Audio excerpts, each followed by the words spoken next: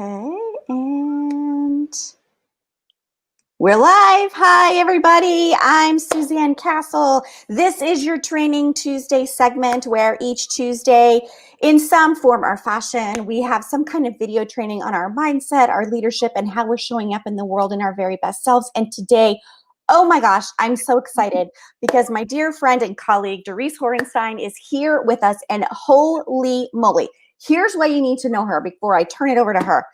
If you don't have a copy of this book, it's called Moments of the Heart, right? You can see it right here. You can, and Habitat for Humanity Publishing. I mean, it is a delightful book, and it's about the relationships that you need to have, key relationships that you need to have in aspects in your life and in your work to really be all that you were created to be. And I just hammered through this book that she gave me, and it is so, so good. And Dorice is going to tell us a little bit about the work that she does inside and outside Jewish communities, and she's going to talk to us about why positivity is so important for our brain health and showing up in the world. So Dorice, thank you for saying yes and giving us some time today. How are you?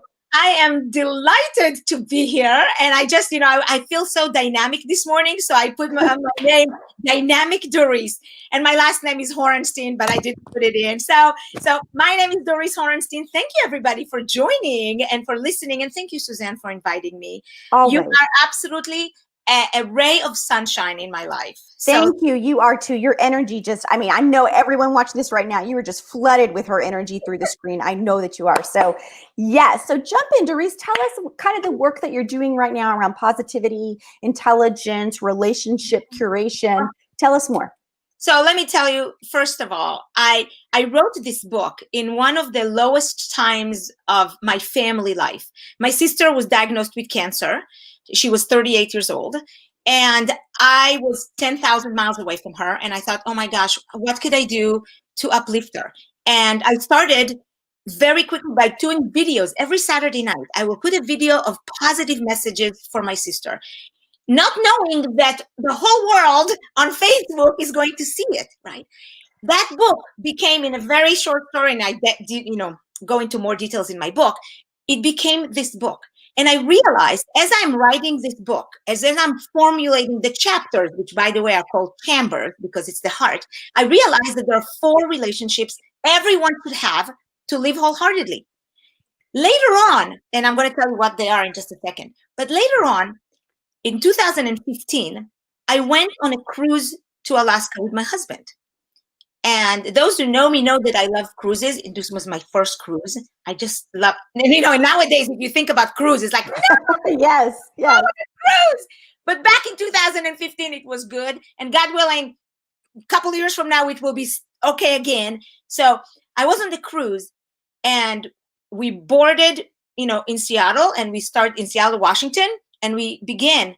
And after a few minutes, couple hours, 3 hours, I felt I was on the top level of the boat, seeing the whole ocean, and I felt that the boat is turning around. Lo and behold, it got on fire. So we had to come back oh my gosh. to Seattle because the boat was on fire.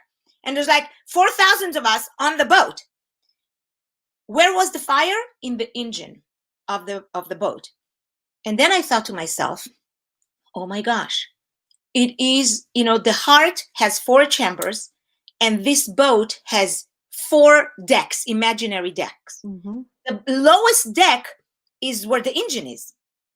And that's the relationship that correlates with the first relationship that I have in my book. And that's the relationship we have with ourselves. Yes. How often is our engine on fire, right? Now, fire can be good because it could be the energy and the things that, that drives us to do something good. But also a fire can consume us, can be a bad thing. So how often is it that we take care of ourselves?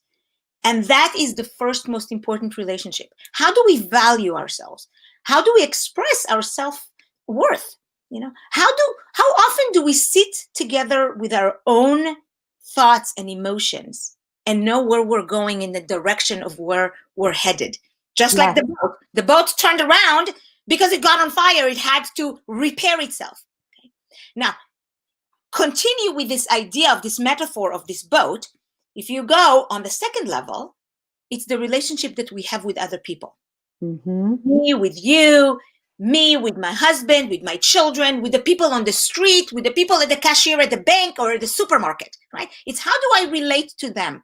And that's all about collaboration, team building. That's really what I talk a lot about when I go to corporation. I talk about team building. That's the second relationship, but it cannot be sufficient without the first relationship, right? It builds on it.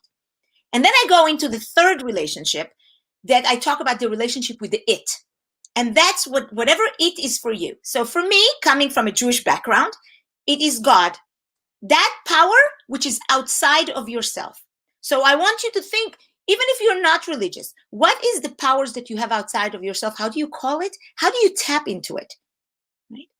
It's where I end and whatever else starts. Yes. And then I go into when I talk about it in Jewish communities and outside, I talk about this connection, this power of belief. Okay. And again, where does it start? The power of belief. It starts with ourselves. Mm-hmm. So again, it's building one on the top. And then the fourth deck, which I love the most and I talk about it often, is imagine when you're on the very top of the ship, right? And you see the entire ocean, right where I was when we were notified that we have to turn around and go to our rooms, and then there's a fire on the belly of the ship. Where it is the top, you see the entire ocean. You go around and you look 360 degrees and you see it. And that's the relationship with life's events. And when you're on that top level, you can also see the waves coming up at you. Now, some of the waves are little, some of the waves are much bigger, right? Like life. Those waves are like the events in our life. And the ocean is our entire life. So when you look at your life, it is the sum of all the events that happen to you. That's why my life, my ocean, is different than your life and your ocean, right? And it's different from everybody else. But how we respond to the life event has to do with deck number one, right? It's always connected. So with all of my work with those relationships, and how do we find the joy, the opportunity, the goodness in each event? That's what got me into positive intelligence, because positive intelligence means our capacity to handle life situation with mental fitness ability. Yes. What does that mean? So many times, and I don't know, Suzanne, if you experience this, but so many times we go to a lecture, a motivational speaker, an educator, and we come out with like, oh, that was an insight. That was an aha. I didn't think about that. But then let a week go by, 2 weeks go by, a month go by, and then it fizzled down. Why? Because according to positive intelligence work, 20% is insight and 80% is our mental fitness. Yes. And what, right? It's the how do you do that? Yeah. So in my work, when I talk about relationships, I came up with 6 really pillars in our work. And if we had more time, I would go into this game thing about what it is, but I'm going to just tell you. Well, you know what? Let me ask you just out of fun. What do you think is the most crucial value, the key component of having a positive relationship with people? What do you think is the number one? And I've sent a survey for maybe a couple hundred people, so it's not millions of people, but I got the same answer again. But then I gave them the 6 options and they chose one. So I don't know, should I give you the 6 options and you choose one?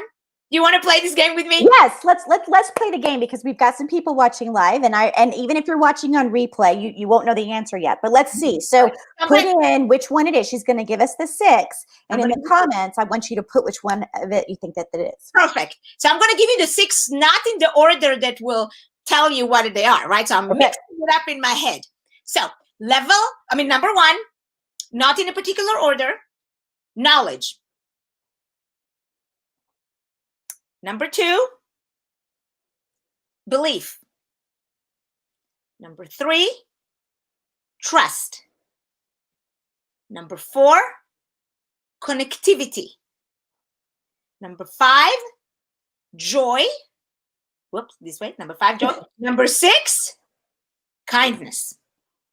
Knowledge, you can put like wisdom. Okay, so wisdom, knowledge is number 1 in this order. Okay, what do you think will be the number 1 that people say relationship must have that? Of course, it needs all of these 6. But what do you think is the most important one? Now, there is no right or wrong, but I can tell you percentage-wise, 80% of the people that I have interviewed said that this one thing was the number 1. What would it be? Well, Micah says that it's trust. So tell us, Dorice, is Micah right? Micah is absolutely right. Way to go, Micah. Micah is absolutely right. Now, here's a second quiz right your way. What is necessary to happen? First of all, what are the challenges of trust? There's many challenges. Absolutely. Right? I don't know you. I have trusted other people before and I got burned. Yep. Right? And the burn is real. The burn keeps us stuck. I talk about that all the time. Yeah. You're stuck. But the one thing, again, if we go deep into this, and we can do so much more, but time limitation.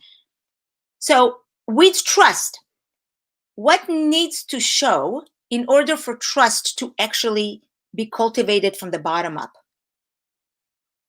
Vulnerability.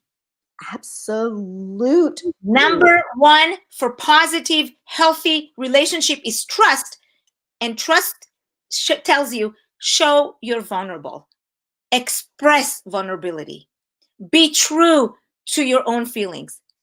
Right? And that is the key to positive relationships. So in my talks and connecting it with positive intelligence, if we take anything that happens to us in our life and we look at it through the lens that it has a gift and an opportunity for us, even bad situations. So I was on this burning ship, right? And I'm thinking, what's the gift in that? You know, is there a gift? Awareness. Awareness is a huge key in getting a gift. Sometimes things happen to us. We miss the awareness. We are not weak to this, right?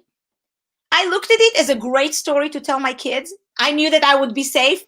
Great story to come down. It happened in 2015. I'm telling it to you now. Right? There's a gift in this. Now, there's also learning lessons. How can I be more careful? I mean, if this was in my own life, right? Always measure it. Now, in this positive intelligence work that I do, I'm actually in a studying together with Shirzad Shamin, who is New York best-selling author of the book Positive Intelligence. And he talks about, so how do you reach the 80%? How do you do the 80% practice? Because it's 20% awareness and 80% practice.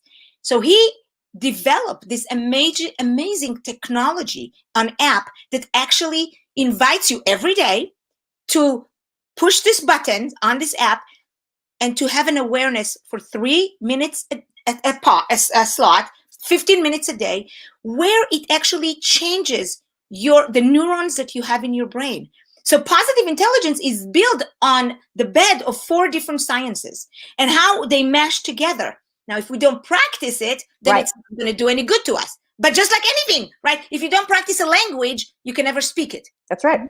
If you don't practice a behavior, you will never master it. That's right. And so it's all about the practicing. And I think that is really where coaching is going to go for the next level, you know? So the level, I call it the first level, is coaches that tell people and discuss people some solutions to a problem. The second level is actually retraining our mind. So our neurons that are wired together, fire together. That's right. And so think about it in yourself. So we're talking about the belly of the ship, right? And that it's like there's a problem, there's a fire, and it's not a good fire, not the the bad one, not the good one. What do? In life, everything, every attribute that you have, you can turn it into a good one or a bad one. Here's that calls it, what is sabotaging you? And usually, by the way, if we had our head attached to electrodes, right, and we will do brain simulation, we will find that anything that sabotages us are coming from the left side of our brains, the analytical mind, right? Anything that builds us comes from the prefrontal cortex of our mind, which is the right side of our brains. That's right.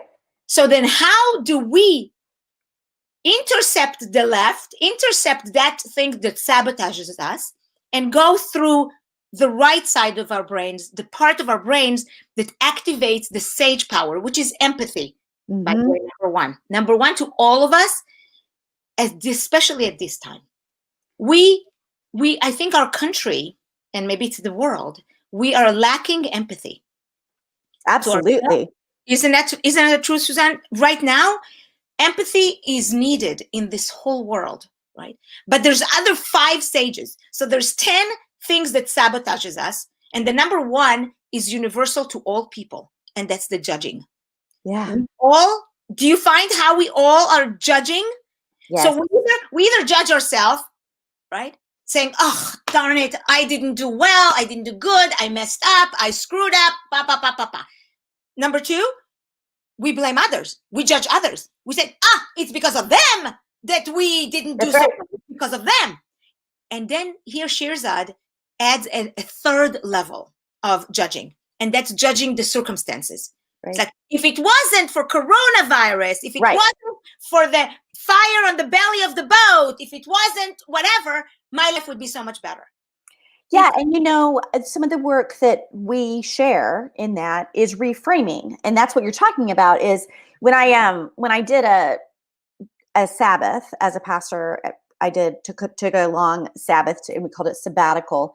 And I had 3 months, and I worked with Disney, and I worked with neurologists to exactly do the stuff that you're talking about, which is how do you unlock centers of the brain after you've been through trauma, after you've been burned, when bad experiences happen to you. And all of the data continues to show, one, you have to choose a different path. So choice is super important in this. So people that are stuck, they are also choosing to be stuck. So your agency is about choice. And then secondly, once you have chosen a path, then you have to create habits. So those might be joy, exactly what you're talking about. Every day I'm going to check in with myself either on an app or I'm going to do a practice of some kind. For some people, that's prayer. For some people, that's meditation. For some people, it's coloring in the color book, whatever it is. Mm-hmm. But when you start doing that, you are retraining your brain to process information differently. And I love what you're sharing about there are positive ways to do this so that we can show up as our very best selves, because let's face it, turn on the TV and it's pretty awful right now. It is right now pretty awful, but it doesn't have to be this way. Right. And I think you, in what you do and what's your calling, and with me and with many other people like us, we are lifting the boat. We are lifting the boat. So, the level is coming up because we're not going down. We all have a choice. And you're so right, because when I talk about the 6 things, I do talk about the first thing is choosing, and I'm connecting it with the Hebrew language, because the word to choose in Hebrew has the same 3 letters that are also shared in 2 other words. And that's the word a friend or a sword. So when I bring it, I said every choice we make, and I want you to think about, and all your listeners, listen to or remember choices that you have made. Did it get you closer to connectivity, to friendship, to connection? Or did it took you closer to a strife? Right. That's the sword piece, right? Every choice we make. So you're absolutely right. The first step, choose. Choose. Be able to make that choice, right? What did Anne Frank said, right? If we don't, we make our choices, and then our choices make us. That's right. That's absolutely true. So Dorice, you can always inspire me. For people that are watching, like every time I'm on the phone with her, we have a business coach together, and every time she just drops these knowledge bombs. And and she has been gracious enough to have me featured on her in front of her people too. And I just want to say thank you to you, because I love it when you speak. You speak from such a place of passion and knowledge, which is so needed. And if people wanted to find out more or how to connect with you, what would be the best way for them to do that? Okay, so I am delighted. First of all, I want to give you all of your listeners, if they're emailing me, whoops. Wow. So this is this beautiful wheel of relationship, and it comes with actually an audio with my voice, taking them through the 7 parts of getting wisdom, getting love, getting compassion, empathy with my voice recording. And I'm happy to give it to everybody. Just email me and it will come to you. Yeah. So that's number 1. Number 2, if anybody from your group is interested in learning more about the positive intelligence through the process of the app that I'm talking about, because again, sometimes we all have the best of intentions. Oh, today we're going to focus on this. But when we have an app on our phone, an app on our phone that tells us, oh, Dorice, do this, you have an alert. That's what I do together with Shirzad Shamin, who has been incredible. And you're right, we have an amazing business coach. And then I have this other Shirzad, who is my coach for positive intelligence, where I'm certified with him and under him, I should say. And that has been like a blessing in my life. And know that we are all striving to move from white belt through the stages. The more you do it, the more you get closer to black belt. But we may never reach black belt, right? It's okay. As long as our life is a process of getting better. Thank you so much for having me. Oh my gosh, seriously. I always know that you're going to bring the energy and the zeal and the verve. And I, once again, was not disappointed at all. Dorice, thank you so much for your time. Everybody, thank you for checking out our Training Tuesday. I popped in the comments her email address, and so you can just pick that up right there. Thank you for the generous freebie that you're offering to everybody who's checking out. And we will see you next Tuesday. Take care, everybody. Bye-bye. Bye.